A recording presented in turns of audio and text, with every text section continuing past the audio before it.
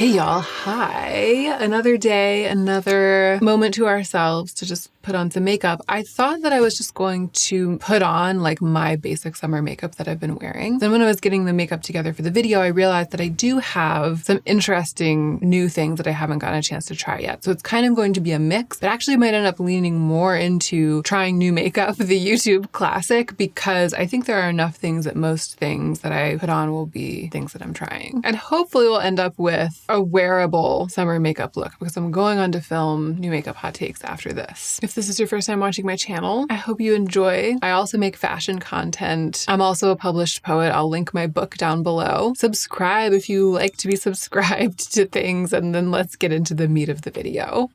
All that I have on my skin is the Rhode Glazing Milk because I just kind of rinsed my face and patted it dry right before I sat down to film and then put a bunch of that on. And eyebrows, as you may or may not have already clocked. It's just the Refi Brow Sculpt and Billion Dollar Brows Micro Brow Pencil in the shade Raven, which I really like. I always like to think of this brow pencil as tooting and booting the looks on this week's episode of RuPaul's Drag Race. Maybe that's why we get along so well. Sunscreen, which I've gotten a lot better at wearing every day since I bought this product. This is the Elta MD UV Skin Recovery Red Color Correcting Face Sunscreen. It's SPF 50 and it is a mineral sunscreen. And the reason I've gotten better at wearing it is that I like applying it as part of my skincare routine. Cosmetically, I like it. I like that it's green. It plays well with my other products. It feels like it's moisturizing my skin and sealing in moisture. Because I like it as skincare, I've been using it. To me, its only drawback is that it's on the expensive side. I bought this myself and I'll continue buying it. It's really worth it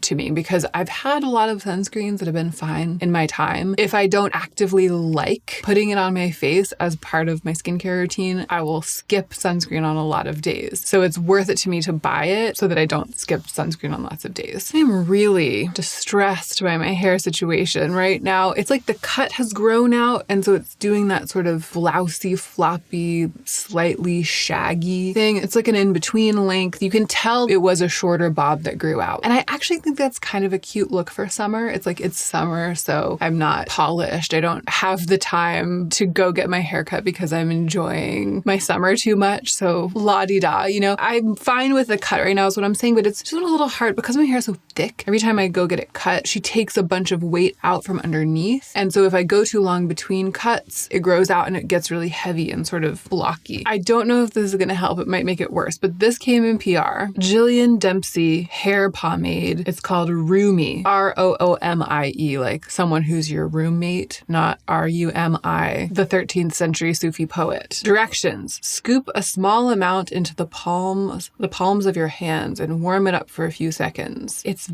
very hard though. One cannot scoop this. This isn't scoopable. It's very much a wax. It's like scrape a small amount into a gooey blob, warm it up for a few seconds, distribute evenly over dry hair by raking your fingers through to create texture. That does sound like something I would like to do. Gosh, it's so sticky and waxy and dry. I'm raking my hands through. Okay, interesting. So it has refreshed my hair. It has sort of a lemon pledge scent, but not off-putting, like a lemon wax, you know? And so that has really helped refresh my admittedly kind of stinky hair. It has sort of added shine to my hair because it feels like it has very, very, very lightly waxed my hair, right? It's made it, so it has helped to make it less frizzy, you know? I don't know how much it's helped with the overall shape. Not much, it seems. It does seem though like it helped with pieceiness, like it helped sort of make the pieces piecier. And I could see this working for a lot of hair types. I like it. The major drawback to me though is the ease of use isn't quite there for me. It's so hard. Maybe if I had nails on right now, it would have been easier, but it's just so incredibly firm that I could see myself opting out of using it on any given day because I'm like, oh, I just don't want to have to deal with that. That's how much I require my products to like work with me, right? I feel like there shouldn't be, and I guess I mean like in 2025 with the beauty industry absolutely booming and there being so many options out there, just so many options, so many resources, so many stages through which something could go in development in the labs and stuff like that, there shouldn't be like a thick barrier of annoyance or inconvenience to entry with the use of a beauty product. I guess I, as just a person sitting around in my life, don't necessarily feel that way. I'm like, I understand that some things are difficult to use and I'll just get over it. But as a reviewer, I feel like for something to really shine and for me to be like, this is absolutely magnificent in every way, then it cannot have a barrier to entry like this. Like the fact that it's just like, oh, it's kind of hard to get out of the jar. So I had to tell you. My hair does feel gratifyingly textured, and I actually do think it has improved the overall like shape and appearance. I mean, we are still going for like messy, right? We're still going for messy, je ne sais quoi, but it's no longer that like silky flop that it once was. Also from Jillian Dempsey, Mixturizer Clear Base Moisturizer.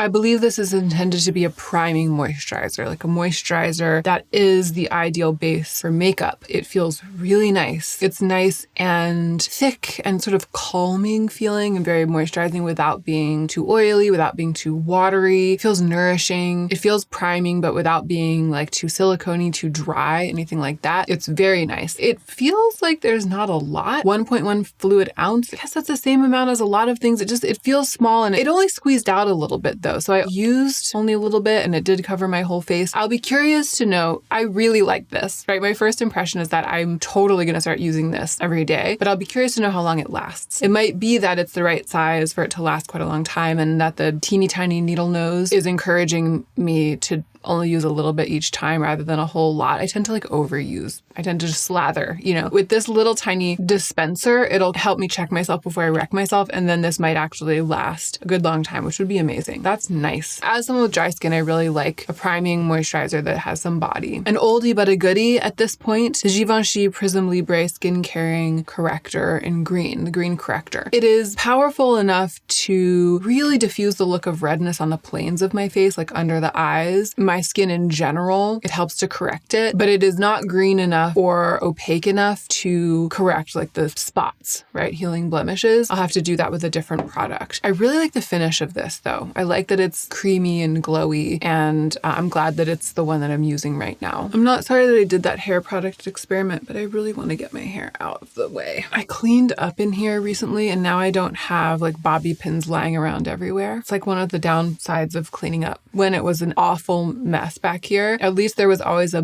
bobby pin like within arm's reach, but now I cleaned them all up, and because I didn't bring any, I don't have any. I guess that's fine. Now we're getting into the fun stuff. Ciele sent me 3 products, one of which I'm kind of afraid to use. Conceal and Protect in shade 01C, Glow and Protect in the shade Church, and Bronze and Protect in the shade 01. And they're all called X and Protect because there's SPF in all of the products. That's the deal with Ciele, which I think is really great. Obviously, you wouldn't depend on the amount of SPF that you get from a makeup product to do all of your sun protection, but it's nice to know that the makeup is like adding a little bit of protection instead of potentially taking it away. I was intimidated, of course, by the bronze. Now that I see it though, I like the shade. I'm not as worried. It doesn't look as orange as I was fearing it would look, and you know I'm very intrigued by bronzer right now. I'm also very interested in this glowy one in the middle, which is a lot more pigmented than I thought. It's like it has coverage. I mean, it blends out to something glowier, but it's got this like pearl pigment that's sort of unusual for a glow liquid like that, I feel. And then the concealer, it looks a little peachy. I mean, here it is next to a swatch of the Lisa Eldridge Skin Tint in T1.5, which is a nice pale olive. It's definitely more saturated and more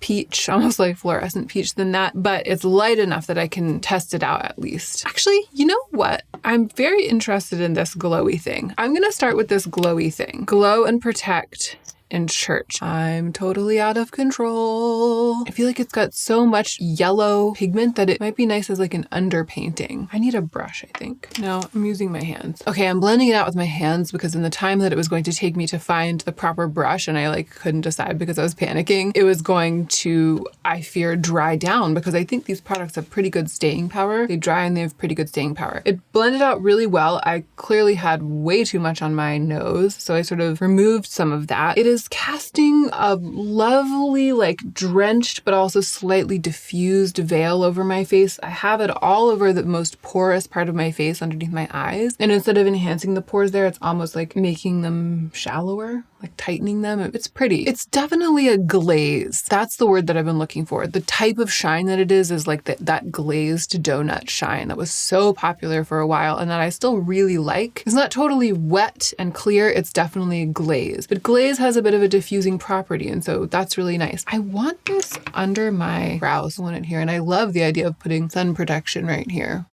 So the reason I wanted to put this on underneath is because I was hoping that some of that pearly pigment would kind of even out my skin tone, veil some of the redness, reflect light so that the skin looks better even without coverage on it. And I feel like it has done that. I feel like I can get away with applying less concealer now and sort of let the glazed skin shine through in a lot of places. So I'm gonna go in with the Conceal and Protect. It felt really thick and full coverage on the back of my hand. I have some trepidation. I'm going to go in slowly with it and see how it goes. Okay, so it's actually creamier and blending out to be more lightweight than I feared. I think the thing that I was reacting to when I swatched on the back of my hand was that it's moussey, it's stiffer. And right now I'm used to more of a serum-y texture with a concealer because the concealers that I've been using are more serum-y. However, when it starts to blend out, it's quite light. So I put the tiniest bit under my eyes and it blended beautifully into the glossy product. And then I put a little bit on the sides of my face, and I'm stopping here even though I'm not done to show you that I put a little bit right here and then I blended it out over just like the scars and this blemish right here. It almost feels like it blended away, like it melted straight into my skin, and it's sort of a semi-matte finish. So it feels like it melted away to nothing. The redness of that blemish is significantly softened. I'm impressed by the coverage that I got here with so little product, how real the skin looks. I'm gonna take a look at it up close. Yeah, I can't see the concealer on my skin, but the look of that blemish has softened and I like that. I'm gonna keep going and see how well it will build on itself. Yeah, interesting. It builds pretty well in layers. It's definitely full coverage enough to do some spot concealing. It's got this kind of moussey matte texture that's also very whipped and light, so it blends out pretty well. I'm surprised by how matte the finish is. I don't know, I didn't read, maybe it says that in the description on the website and I just didn't read it. I don't know why I wasn't expecting it to be like that. It feels like it's very versatile, and in order to get that glow, you want to combine it with something, right? So it plays really well. It combines really well with what feels like a hybrid, like lightweight concealer highlighter, like this Glow and Protect. That's like giving me all of the glow that I want. And then this is holding down the fort and making sure that that shine doesn't go overboard. I feel like I used a little too much on the bottom half of my face. It got a little makeup-y, a little full coverage. It didn't have to go there.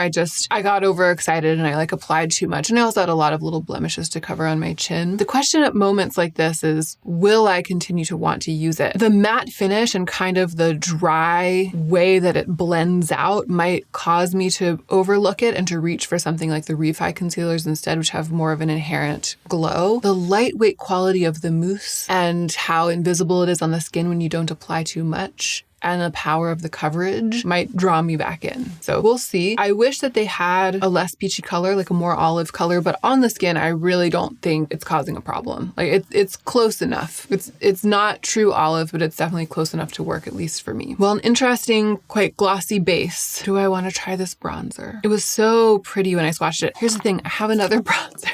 I have another bronzer. When it rains bronzers, it pours bronzers. And this is from Beauty Pie. And I think it's like a dupe for the Chanel bronzer, which is really intriguing to me. Looks orange. I also sent a brush. This brush is really something. Bronze and Blur Complexion Brush. Use the larger brush to blend out foundation and the smaller end to sculpt and stipple cream blushes and bronzers. Well, that ship has sailed. This seems too small for bronzer, to stipple cream bronzers. I mean, what this is begging for me to do is to like with a really big brush, but I don't know. What if it's really wet? Let's see. The product is, by the way, the awesome Bronze Gorgeous Sun-Kissed Bronzing Cream in Sunnyside. Okay, interesting. And it says that it has a sheer satin finish. So it is pretty hard. I thought it was going to be like pudding. I thought I was going to press my finger and it was going to be like, bleh, like all the way to the bottom. No, it is like a hard cream, I think, kind of like the Chanel one, which I've never tried. And it is kind of sheer, but it also is kind of orange. I just don't know. I just don't know about that. Let's swatch it next to this, y'all. They both have that sort of like milky milky pale dirty peach shade that you see in a lot of bronzer ranges. I told myself when I sat down here today that this wasn't going to turn into another bronzer disaster. That's what I told myself. However, I can't not use one or both of these because here we are. Here's the thing, the ciele, it can be applied as a bronzer, like as a liquid bronzer to the cheeks, but I think its main use is to mix into foundation to kind of give it more of a bronzy glow. The tagline is, it's not the sun, it's ciele, which I think is kind of a serve. So I'm going to try that at a later date in that capacity. Today, I'm going to start with a small brush, as they say to do. Scared. I'm going to stipple and blend, as they say to do.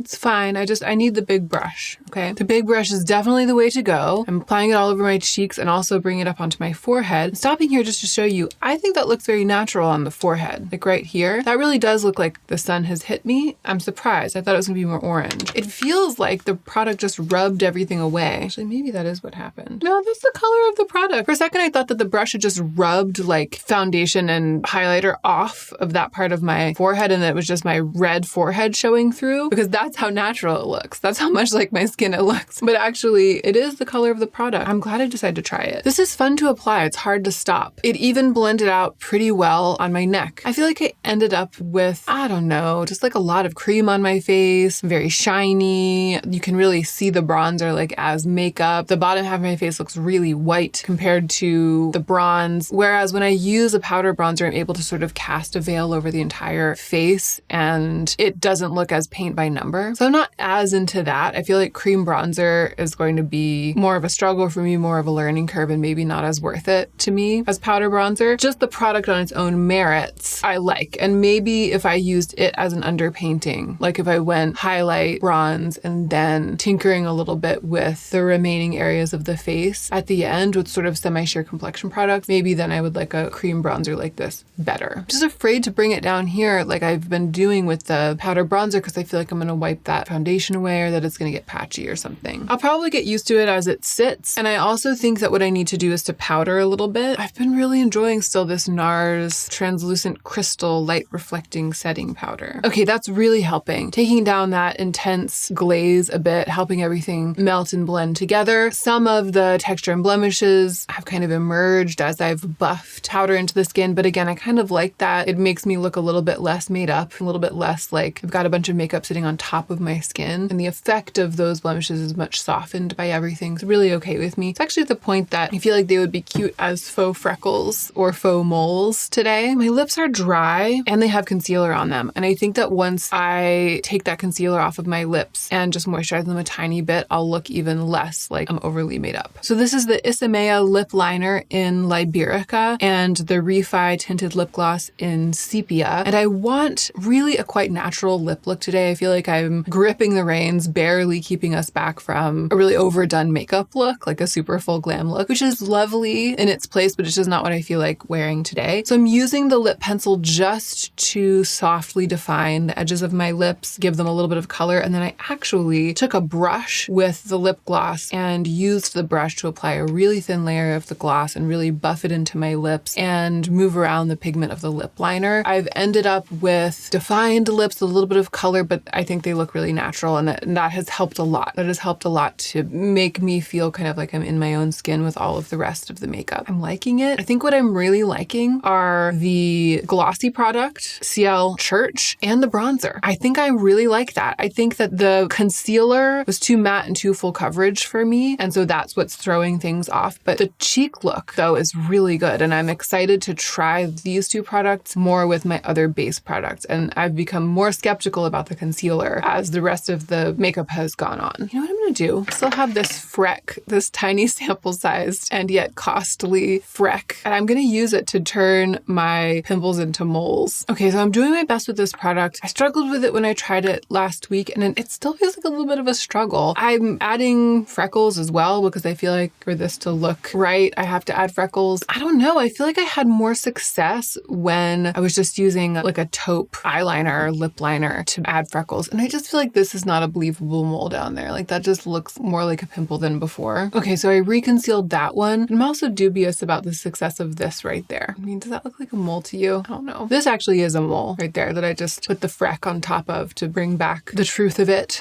All right, I'm happy with everything else. I do have this really interesting, I think, Jillian Dempsey product. It's a lid tint. It's kind of waxy and balmy, and it's sheer with a little bit of glisten in it. I really like how my lids underneath my brows are glistening because of the ciele product, and I'm going to put this on my actual lids. It's creamy. It's like a little bit balmy, but because it's so clear, it's not going to be a problem that it doesn't set and that it creases. It's basically just adding dewiness to the lids, but it's natural dewiness. I like it a lot for that. It's surprisingly successful as like an eye dew or an eye gloss, partly because of its subtlety. The smell is very coconutty. It just smells really coconutty, and it's a little bit off-putting to me. I know it does have some coconut oil in it and a lot of other oils too. It makes me feel a little like I'm just putting straight coconut oil onto my lids, and I think that the product is much more delicately formulated than that. I can't tell if they've added coconut scent to it. If they have, I wish they hadn't. It feels pretty overwhelming and takes away from the experience for me. If it's just the smell of the coconut oil, then that's just not my favorite. But I like everything else about it. And actually, as before with the Freckle pen and with the fake moles and stuff, the more I sit with it, the more this does start to look like a believable mole. I think it's just that I'm not used to seeing myself with a mole there because I don't have a mole there. So when I first put it on, I was like, who am I kidding? I'm not fooling anyone. And now as I sit, it starts to blend in and it starts to actually look more like a skin feature. So yeah, I'm kind of into it. I'm gonna put a little bit of mascara on. This is once again the Kulfi mascara, which I tested last week. I just haven't been wearing much makeup this week, so I haven't really gotten the chance to keep wearing it. When I tried it last week, I went straight in. This time I'm scraping it off because that's what I usually like to do with mascara. I like to try to get sort of a soft, raspy application of it even from the get-go. I'm actually even wiping a little bit off on a paper towel to see how it applies from sort of like a semi-clean brush.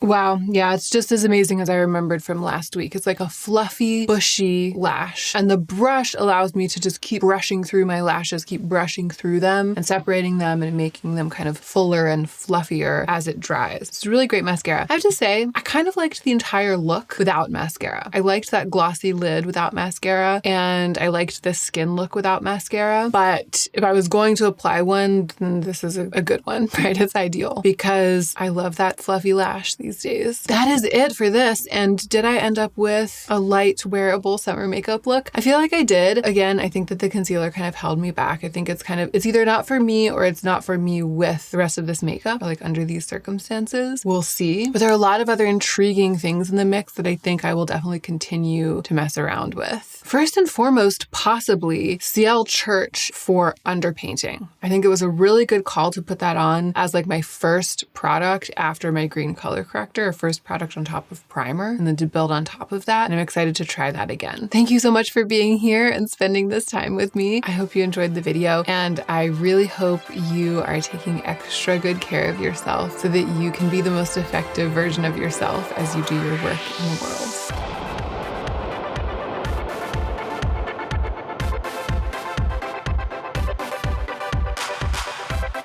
And my name is Hannah Louise Poston.